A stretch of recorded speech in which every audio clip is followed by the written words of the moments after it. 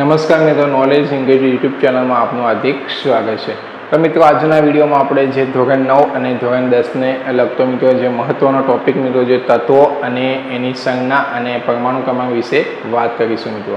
તો આપણે આ વિડીયોમાં મિત્રો જે 1 થી 30 તત્વો જોવાના છે અને આ તત્વોનું નામ, સંજ્ઞા, આપણે જે સંજ્ઞા અને ત્યારબાદ આપણે જે તત્વને કેવી રીતે યાદ રાખવાનું એની શોર્ટકટ ટ્રીક મિત્રો આપણે જાણીશું। તો મિત્રો, વિડીયોને છેક સુધી અંત સુધી જોજો જેથી તમને આ ટ્રીક દ્વારા મિત્રો તત્વો તમે યાદ રાખી શકો।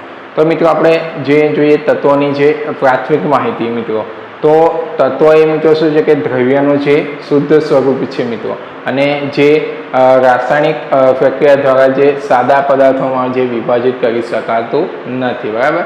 આ મિત્રો જેની પ્રાથમિક માહિતી વાત કરીએ, અને જે પદાર્થનો જે આપણે શું છે મૂળભૂત એકમ કહીએ છીએ, તત્વ એ પદાર્થનો મૂળભૂત એકમ જે એક જ પરમાણુનો મિત્રો છે બનેલો છે, બરાબર। આ જે તત્વની જે પ્રાથમિક માહિતી, ત્યારબાદ આપણે વાત કરી લઈએ કે જે તત્વો જે કેટલા છે અમારા મિત્રો, બરાબર। આપણે જોઈએ છે કે કાર્બન, ઓક્સિજન, નાઇટ્રોજન, બધા ઘણા પ્રકારના જે તત્વો છે, પણ તત્વો જે મિત્રો કુલ છે જે 118 તત્વો છે મિત્રો। એમાં જે 94 તત્વો જે કુદરત દ્વારા મળેલ છે, અને જે બીજા જે 24 જે છે મિત્રો એ જે કૃત્રિમ રીતે મેળવેલા તત્વો છે મિત્રો। તો આ હતી જે તત્વોના જે કુલ તત્વો કેટલા છે એની વિશે આપણે વાત કરી લઈએ, અને જે તત્વોને કેટલા વિભાગમાં આપણે જે વર્ગીકરણ કરી શકીએ, તો જે 3 પ્રકારમાં આપણે વર્ગીકરણ કરી શકીએ: ધાતુઓ, અધાતુઓ અને અર્ધધાતુઓ, બરાબર। આ 3 રીતે એને વર્ગીકરણ કરી શકીએ। અને આપણે અહીંયા જે ધોરણ 9 અને 10માં મિત્રો આપણે જોવાના છે જે 1 થી 30 તત્વો, તો આ જે તત્વો આપણે કેમ યાદ રાખવું પડે કે મિત્રો આપણે જે અણુસૂત્રો આવે છે, અણુસૂત્રો પછી આપણે જે વિવિધ અણુસૂત્રો મૂકીએ અને ત્યારબાદ આપણે જે સમીકરણો જે સોલ્વ કરતા હોય, તો સમીકરણને સંતુલિત કરવું પડે, જે આપણે બેલેન્સ સમીકરણ કરતા હોય, તો તેમાં પણ આ જે અણુસૂત્રો લખીએ, તો પણ અણુસૂત્રો ક્યારે આવડે કે જ્યારે આપણને તત્વો આવડે અને એની સંજ્ઞા ઓળખતા આવડે ત્યારે, બરાબર। તો આ ખાસ આપણે આટલા જે તૈયાર કરી દેવાના છે, જેથી કરીને તમારે ટ્રીકથી તમે યાદ રાખો તો તમને સરળતાથી યાદ રહે, બરાબર।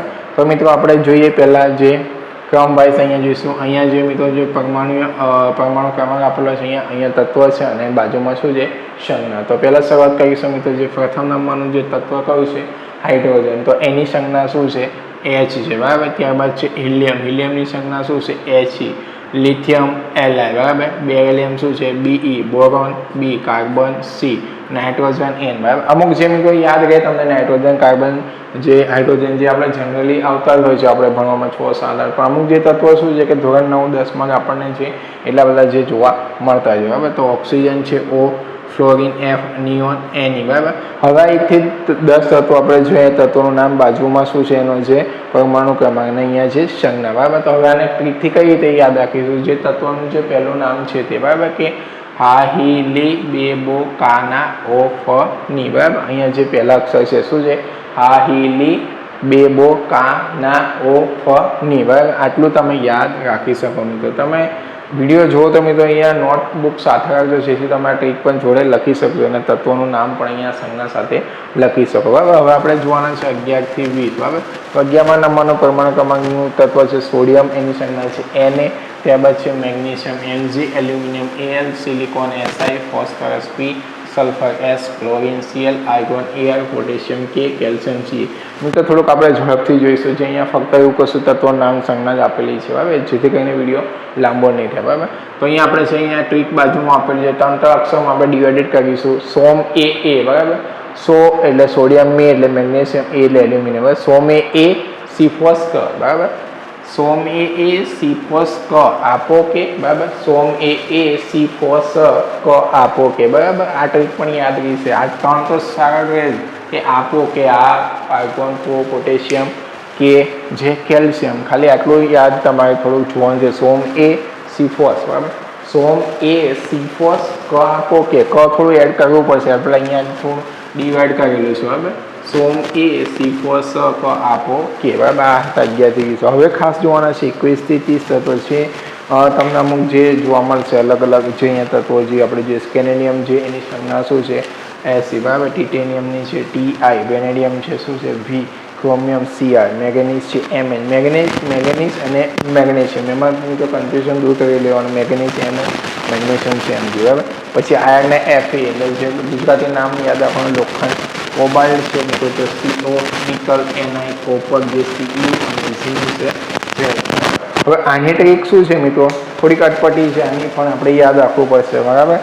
તો અહીંયા સાયન્સ બરાબર, સાયન્સ માટે ફક્ત સ્કેનેડિયમ એટલે સાયન્સ બરાબર.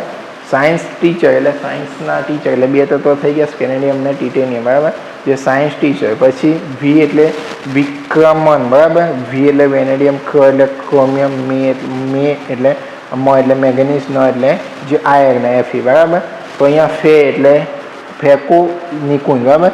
સાયન્સ ટીચર વિક્રમન, ફેકો નિકુંજ, આ ટ્રીક એમાં જે યાદ રાખવાની છે, થોડીક અટપટી છે પણ યાદ રાખવું પડશે. સાયન્સ ટીચર વિક્રમન બરાબર, કે અહીંયા ફે એનું કશું નથી, કુ છે એનો કોપર થશે, ની એટલે અહીંયા કોબાલ્ટ થશે સોરી, અને જે ની છે એટલે નિકલ, અને કો એટલે જે કોપર, અને ઝીંક એટલે જે સેરેન બરાબર.